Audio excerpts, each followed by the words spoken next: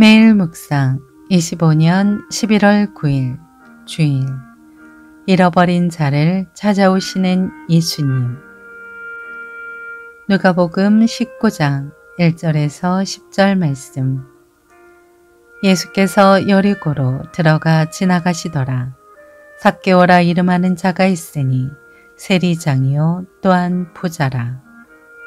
그가 예수께서 어떠한 사람인가 하여 보고자 하되 키가 작고 사람이 많아 할 수 없어 앞으로 달려가서 보기 위하여 돌 무화과 나무에 올라가니 이는 예수께서 그리로 지나가시게 되밀어라. 예수께서 그곳에 이르사 쳐다보시고 이르시되 삭개오야 속히 내려오라. 내가 오늘 내 집에 유하여야 하겠다. 예수께서 그곳에 이르사 쳐다보시고 이르시되 삭개오야 속히 내려오라. 내가 오늘 내 집에 유하여야 하겠다 하시니 급히 내려와 즐거워하며 영접하고는 못사람이 보고 수군거려 이르되 저가 죄인의 집에 유하러 들어갔도다 하더라. 삭개오가 서서 주께 여짜오되 주여 보시옵소서. 내 소유의 절반을 가난한 자들에게 주겠사오며 만일 누구의 것을 속여 빼앗은 일이 있으면 내 갑절이나 갚겠나이다. 예수께서 이르시되 오늘 구원이 이 집에 이르렀으니 이 사람도 아브라함의 자손이미로다. 인자가 온 것은 잃어버린 자를 찾아 구원하려 함이니라. 아멘. 묵상 길잡이. 죄인들을 구원하시기 위해 이 땅에 오신 예수님을 믿음으로 영접한 사람에게 일어나는 놀라운 변화를 알게 합니다. 누가복음 19장 1절에 여리고는 본문 당시 국경 도시이자 향료의 생산지였습니다. 여리고에는 관세 등의 세금을 걷는 세무서가 있었습니다. 그 세무서의 장이 바로 삭개오였습니다. 당시 세관은 백성에게 세금을 거두어 로마 정부에 다시 바치는 중간 매개 역할을 했습니다. 세리들은 사람들에게 면허증을 가진 강도라고 불렸습니다. 예수님은 자신이 이 땅에 의인을 부르러 온 것이 아니라 죄인을 부르러 오셨다고 말씀하셨습니다. 예수님은 사람들로부터 죄인의 친구라고 비난받으셨으나 죄인들을 외면하거나 멸시하지 않으셨습니다.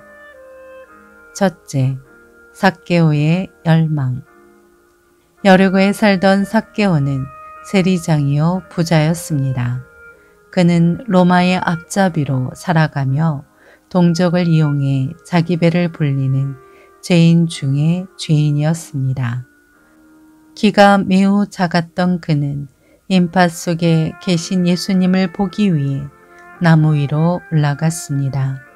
그만큼 삭개오에게는 예수님을 향한 간절함과 사모함이 있었습니다. 둘째, 삭개오를 부르신 예수님. 예수님은 삭개오를 보시고 그의 이름을 부르셨습니다. 이어 나무에서 내려오라고 하시며 그의 집에서 머물겠다고 말씀하셨습니다. 그 말씀을 들은 삭개오는 즉시 나무에서 내려와 즐겁게 예수님을 영접했습니다. 돈과 권력으로는 결코 경험할 수 없는 영혼의 기쁨이 삭개오에게 임한 것입니다. 셋째, 다시 태어난 삭개오. 자신을 찾아오신 예수님을 만난 삭개오는 그동안 자신이 부당하게 모은 전 재산을 보상과 나눔을 위해 쓰겠다고 결정했습니다. 예수님은 삭개오의 집에 구원이 임했고 그가 아브라함의 자손이라고 선언하셨습니다. 예수님의 은혜는 죄인이 의인으로 거듭나 거룩하고 선한 삶을 살아가게 합니다. 지금도 예수님은 삭개오처럼 잃어버린 자를 찾아 구원하십니다. 아무리 어두운 과거를 가지고 있다고 해도 예수님을 인격적으로 만나 영접하면 찬란하게 빛나는 미래를 소유하게 됩니다. 그 놀랍고 기쁜 사실을 세상 속 죄인들에게 널리 전하며 살아가십시오. 삶의 적용. 하나님의 뜻에 순종하라. 하나님의 뜻은 무엇입니까? 거룩하라입니다. 거룩한 삶을 내팽개친 하나님의 백성을 향한 하나님의 뜻은 무엇입니까? 돌이키라입니다. 거룩으로 돌이키라는 명령은 분명한 하나님의 뜻입니다. 돌아서는 순간 하나님이 지체 없이 맞아주십니다. 어디로부터 돌아서야 합니까? 바알 종교로부터입니다. 언제 돌아서야 합니까? 지금입니다. 어떻게 돌아서야 합니까? 주저하지 않고 돌아서면 됩니다. 그게 하나님의 뜻입니다. 돌아섰다가 다시 되돌아서지 마십시오. 그게 하나님의 뜻입니다. 예수님을 만나기 전과 후의 삶이 어떻게 달라졌는지 깊이 생각해 봅시다. 기도합니다. 주님, 먼저 찾아와 주시고 구원해 주신 은혜 앞에서 선한 삶을 살게 하옵소서.